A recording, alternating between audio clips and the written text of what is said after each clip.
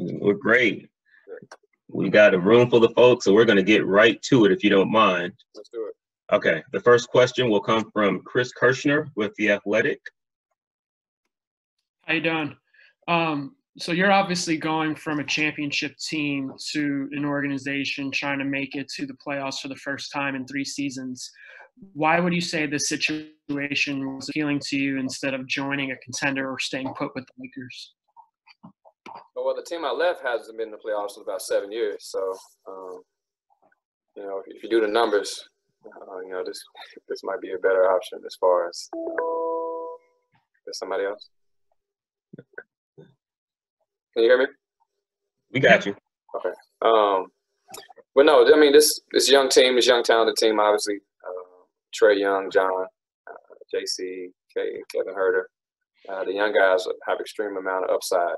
And to me, honestly, I didn't think the East was very tough this year as far as the talent. I think it was kind of up for grabs as far as which team would prevail to the top. And as you've seen, anything can happen in the playoffs. So with this young team, a lot of young guys willing to learn and so much upside and versatility that these guys had, I wanted to come and join and help be a part of something that can kind of go in the uprise and an upswing of great things here in the city of Atlanta. Next, from Sarah Spencer from the AJC. Hey, nice to meet you. Hey, Sarah. Have they talked to you much about mentoring or kind of helping out some of the young guys on the team? And if so, is that something you're excited to do? And what are some of the best ways you've found to do that as you've done that to other young cores like over the years? I mean, yes, they've obviously mentioned it. It's kind of this comes with the game and who I am now, and as far as me mentoring young guys, So it's actually funny. I think I'm the oldest guy on the team. This is the first time in my career, so I've had to deal with that like the last 4 or 5 days. Kind of weird, kind of doing that and looking at the roster, understanding that I have the oldest, date on the sheet. So me personally, I think it's going to be a natural fit for me as far as being able to mentor the young guys. I've had so many great veterans in my career that's helped me become the player I am today. So it's only right for me to give it back full circle and be able to communicate with those guys on what I've learned and share my knowledge. Yeah, Vince Carter's not here to be the oldest guy around anymore. Yeah, he'll be about almost a couple years. Next to Steve Hummer from the AJC. Yes, hi, Rajon. Hello, Steve. Well, first thing, do any of your new teammates want to ever play you in Game of Cards? I heard that we do have some card players, but with COVID, I don't know if we'll be able to, things will be the same on the plane, or that's usually where we play is on the plane. So I don't know. I hear you're pretty good. I'm okay. Yeah.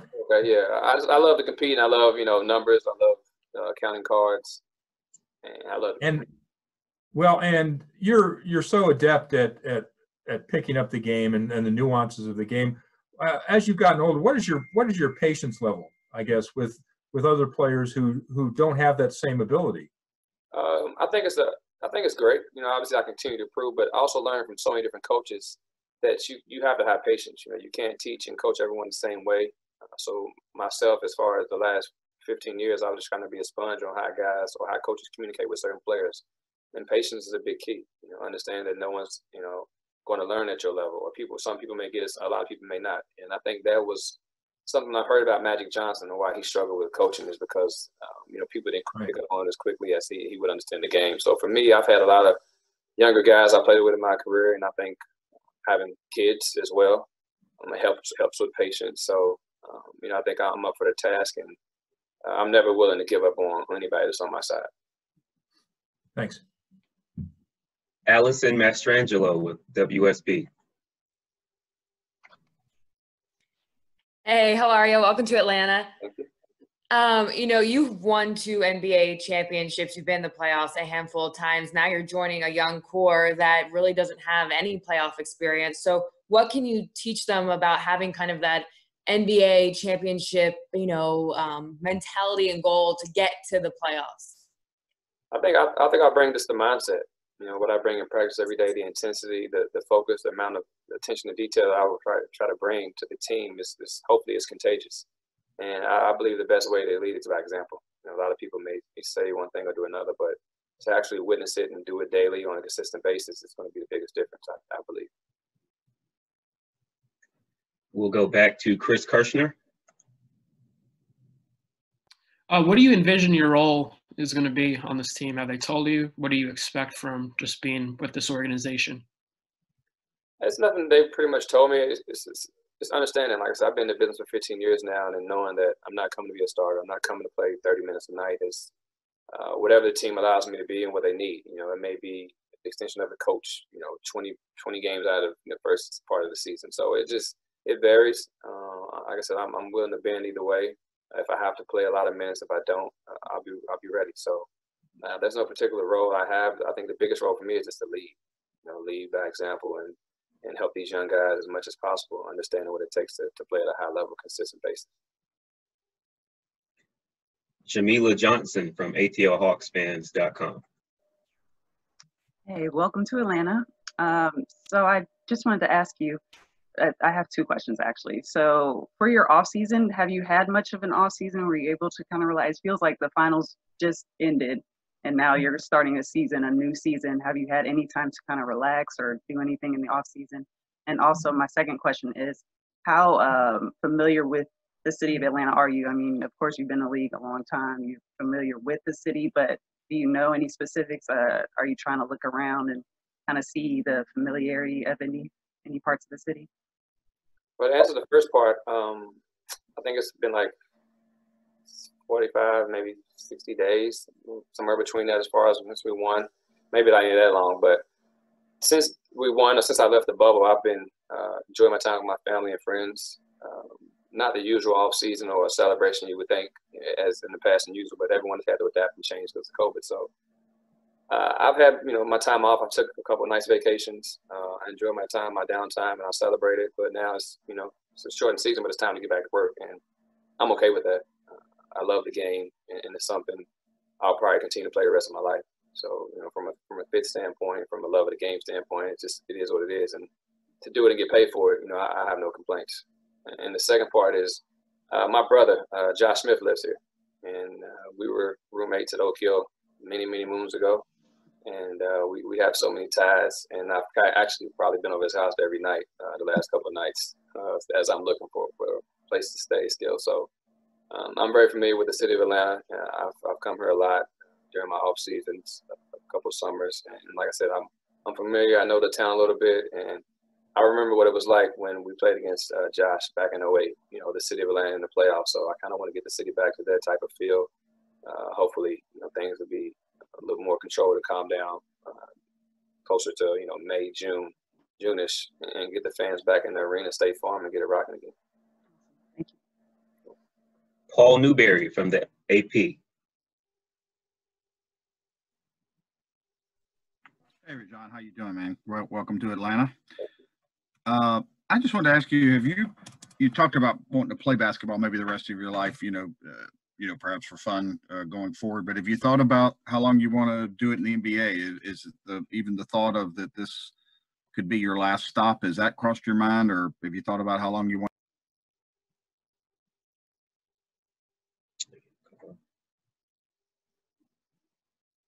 Hello, how's he doing?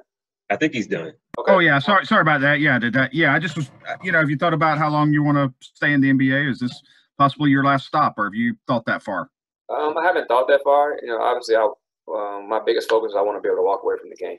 I don't want to play to a point where I can't walk, or my son's 9. I don't want to play where when he's 16, I can't get up in the morning and go hoop with him. So when the game tells me, when my family tells me to put it up, then that's what I do. But right now, like I said, me moving back east, a lot closer to my family, is going to be big and beneficial to me and my family. So that's another reason to come and join the Hawks as well. So I don't know how long I'll play, but like I said, I'll continue to play the game forever. I hate treadmills. I don't like to run any other way, so that'll be my cardio. Okay, we'll go back to Sarah Spencer. When you were younger, maybe close to the age that some of the Hawks young core is right now, what were some of the lessons that some veterans taught you that have proved really valuable and helpful over the years? Well, the first thing I think that pops in my mind is that, you can't pick and choose when you want to be a leader, and understanding that you have to do it every day.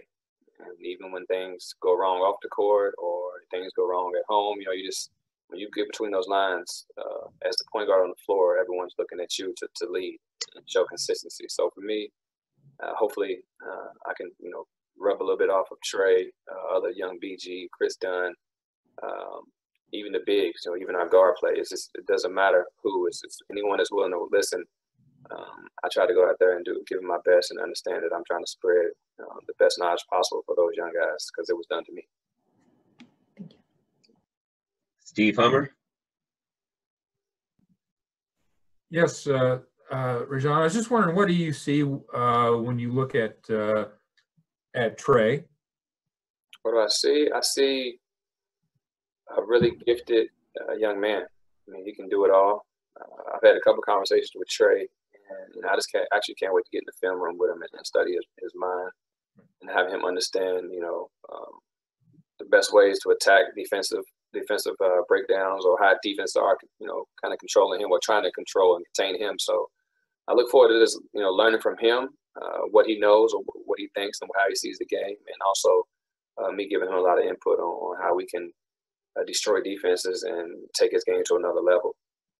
Can I ask you too, how do you feel physically now compared to maybe, say, 10 years ago? I feel great. I learned a couple summers ago the easiest way to stay ready is to stay in shape throughout the summertime. So I don't take any time off usually. And if I do, it's maybe a little bit of downtime as far as off my knees as far as running. But I do boxing, I do yoga, I stay in shape other ways. And I try to keep the mind fresh and sharp in other ways to stay ready for when I got to be called and play an 82 or 72 game season. Thanks. Chris Kirshner. What areas do you feel like you can help Trey improve from what you've seen from just watching from afar and your limited conversations that you have had so far? I think I can help improve a lot of ways. I don't think it's going to show up statistically on how I can help Trey. I think it's going to be more of a mental edge, just how to approach the game and how to manipulate defenses, how to be efficient on a defensive end, being a smaller frame player. So I don't think it's going to show up statistically on, like, I'm not going to improve his shooting three or his assist to ratio numbers. It's just going to be more of him controlling the pace of the game, to where coaches will be able to sit down and those two be on the same page at all times while he's on the court and running the show. Terrell Thomas. Welcome to Atlanta, Rajon. We've heard some speculations that whenever your NBA career is finished, that you'd be interested in possibly coaching. Do you see this time now with the Hawks? Of course, you mentioned a moment ago you're going to bend whichever way they want you to, but will you be taking this time to learn a little bit more from Coach Pierce and Coach McMillan? Absolutely, but to be honest, I've been doing that the last 5 or 6 years of my career. I take a lot of pride in, like I said, just learning from as many great minds as possible. And last year, Frank Vogel allowed me to be on a lot of the Zoom calls when I broke my thumb, and I was in every coach's meeting every morning, waking up at 4 in the morning LA time, while they were in a bubble, going over game plan and scouting report. So this is something I've been, kind of practicing and putting in preparation for a long time. I did the NBA Top 100 Coaches Clinic Camp 2 years back. I actually coached Anthony Edwards at the Top 100 Camp. So, like I said, this is something I've been, planting the seeds for. Also shadowing certain GMs in the league. That's another goal of mine as well. I don't want to put myself in a box and say I just want to do one thing. Like, I would love to manage a team and understand the young talent and getting to understand the CBA now. So I'm working with my agent as far as it's him breaking down the collective bargaining agreement, because you definitely have to understand that and know that to a T to be a GM. So I'm doing my due diligence, and also at the same time continue working on my game to help make an impact when I do get in the game, because that's my first job, and it still is my job now. So thank you. Cassidy from Atlanta Hawks Social. Hey, Rajon, nice to meet you. So you posted a photo of the John Lewis mural, which eventually sparked a lot of people saying you were coming here. And now that you're here, what does it mean to you to play for a city that has done so much to fight for Black people's civil rights and then to go on and wear the MLK jersey? It's definitely going to be an honor to be here. Obviously, me being from Louisville, Kentucky, the past couple of months or this year has been difficult, what we went through. So to be able to come here, talk to Coach Lloyd Pierce on how much he's involved in the community, along with tying my foundation into what I'm doing in my city, which is only a 6-hour drive, 45-minute flight. So I think those two combining and collabing is going to benefit, I think, the world in general a lot more instance for me being here in Atlanta. So I look forward to all the things doing in the community and off the court with Atlanta Hawks, collabing with my foundation, like I said, and just trying to make things better. And I have a follow-up question. When you were asked about cards, do you play spades and are you good? Am I good? I don't know if you've seen the rankings in spades. I think it came out last week. I was number 3 in the country, and probably 3 because of due to COVID, I had to kind of miss a flight to Serbia and compete. So that dropped me out of the #1 ranking. But technically, I'm probably the best spade player you ever come in contact with. All right. Well, Coach Pierce had a spades tournament last year. So if COVID ever goes away and you're able to play, we'll put your skills to the test. All right. I wouldn't bet on it, but. All right. Thanks. We've got one from Alec McQuaid from WXIA. Hey, I was just curious. Obviously, before LA, you already were a champion. You already, as you mentioned, kind of had that mentality of what it means to be a champion. But was there anything in the last couple of years being in LA, being around that roster, that even kind of developed that more? And is there something specific you learned to be a champion? No. So there wasn't as LA as far as, did you bring anything then to LA as far as helping them have a winning mentality? I think we all brought something to the table. It's not, I think it was about 7 or 8 guys that have won the championships on the roster last year. So, we all had our parts in our play and why we were successful, but overall it was a collective effort. A lot of the guys on the staff, Kid won, Coach Phil Handy won, Mike Pemberley won. So it was, like I said, it was just a lot of great minds colliding together, combining together for the greater good of the team. And we're all willing to sacrifice. And that was pretty much the most part. Like, I can't say that it was one thing in particular. Like I said, we just all kind of just were all on the same page at all times. And we weren't. We had discussions, conversations, arguments, and we got on the same page, one common goal. And then just to quickly follow up on that, how difficult may it be to kind of put that mentality into this roster when things are so different this year, when you can't always have that face-to-face time? Well, we'll do what we're doing now. We'll get on Zooms, we'll get on FaceTime. We'll figure it out. We'll adjust and adapt, and that's just how life has been for everyone in 2020. So I don't want to make excuses or say we can't get things done because of it. We'll just have to figure out different ways to make things work. Thank you. Our final question will come from Chris Kirshner.